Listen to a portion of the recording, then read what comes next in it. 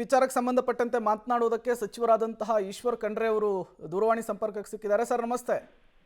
ನಮಸ್ತೆ ಸರ್, ಈಗ ಮಾದೇಶ್ವರನ ಬೆಟ್ಟದಲ್ಲಿ, ಮಲೆ ಮಾದೇಶ್ವರ ಬೆಟ್ಟದಲ್ಲಿ ಎರಡನೇ ಬಾರಿಗೆ ಹುಲಿಯ ಕಳೆಬರ ಪತ್ತೆ ಆಗಿರುವಂಥದ್ದು ತಮ್ಮ ಗಮನಕ್ಕೆ ಬಂದಿದೆಯಾ ಸರ್ ಇದು?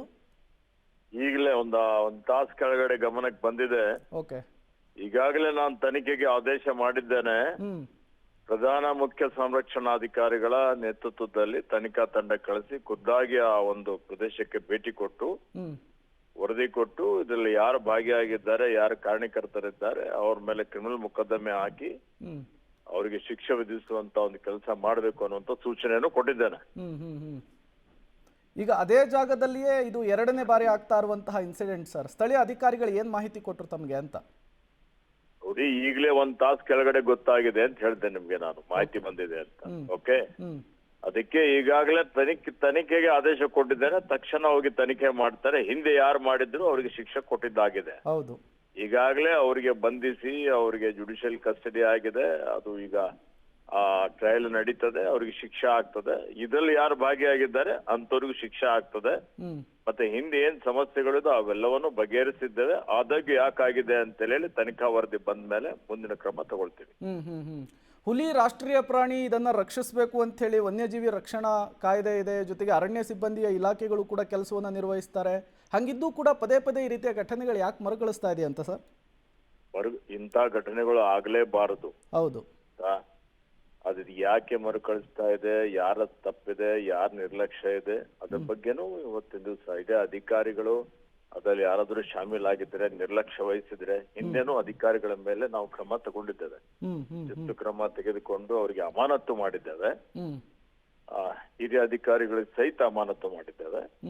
ಈಗ ಮತ್ತೆ ಪುನರಾವರ್ತನೆ ಆಗಿದ್ದು ಏನು, ಇದೊಂದು ಸಿಸ್ಟಮ್ಯಾಟಿಕ್ ಆಗಿ ಗ್ಯಾಂಗ್ ಇದೆಯಾ, ಇದರಿಂದ ಯಾರ ಕೈವಾಡ ಇದೆ, ಏನಿಲ್ಲ ಅದು ನೋಡ್ತೀವಿ.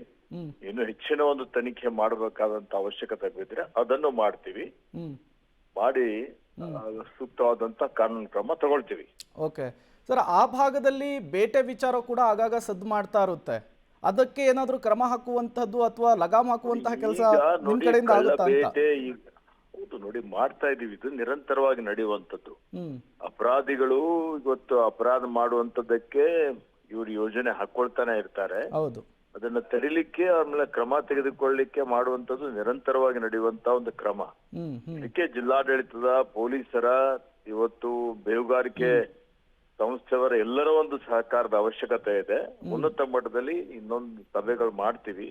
ನಿರಂತರವಾಗಿ ಇದ್ರ ಬಗ್ಗೆ ಮುಂಜಾಗ್ರತೆ ಕ್ರಮನ ತಗೊಳ್ತಾ ಇದ್ದೀವಿ. ಇದ್ರ ಬಗ್ಗೆ ಇವತ್ತು ಎಲ್ಲಾ ರೀತಿಯಲ್ಲಿ ಇದಕ್ಕೆ ಮಾನಿಟರ್ ಮಾಡುವಂತ ಕೆಲಸನು ಹಿರಿಯ ಅಧಿಕಾರಿಗಳು ಮಾಡ್ತಾ ಇದ್ದಾರೆ.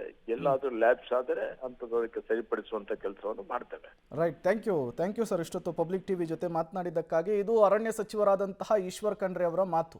ಮಲೆ ಮಹದೇಶ್ವರ ವನ್ಯಧಾಮದಲ್ಲಿ ಮತ್ತೊಂದು ಹುಲಿ ಹತ್ಯೆಯ ವಿಚಾರ. ಪಬ್ಲಿಕ್ ಟಿವಿಗೆ ಅರಣ್ಯ ಸಚಿವ ಈಶ್ವರ್ ಖಂಡ್ರೆ ತಮ್ಮ ಮೊದಲ ಪ್ರತಿಕ್ರಿಯೆ ಕೊಟ್ಟಿದ್ದಾರೆ. ಈಗಾಗಲೇ ತನಿಖೆಗೆ ಆದೇಶವನ್ನ ಕೊಟ್ಟಿದ್ದೇವೆ ಅನ್ನುವಂತಹ ಮಾಹಿತಿ ಕೊಟ್ಟಿದ್ದಾರೆ. ಯಾರದ್ದೇ ತಪ್ಪಿದ್ರೂ ಕೂಡ ನಾವು ಕ್ರಮಕ್ಕೆ ಆದೇಶಿಸಿದ್ದೇನೆ ಅನ್ನುವಂತಹ ವಿಚಾರವನ್ನು ಕೂಡ ಹೇಳಿದ್ದಾರೆ. ಅಧಿಕಾರಿಗಳ ಕರ್ತವ್ಯ ಲೋಪ ಇದ್ದರೂ ಕೂಡ ನಾವು ಕ್ರಮವನ್ನು ತೆಗೆದುಕೊಳ್ತೇವೆ.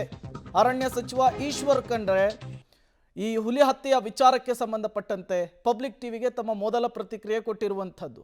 ಈ ಹಿಂದೆ ವಿಷಪ್ರಾಶನವಾಗಿ 5 ಹುಲಿಗಳು ಸಾವನ್ನಪ್ಪಿದಾಗಲೂ ಕೂಡ ಹಿರಿಯ ಅಧಿಕಾರಿಗಳ ತಲೆದಂಡ ಆಗಿದೆ, ಕ್ರಮ ತೆಗೆದುಕೊಂಡಿದ್ದೇವೆ.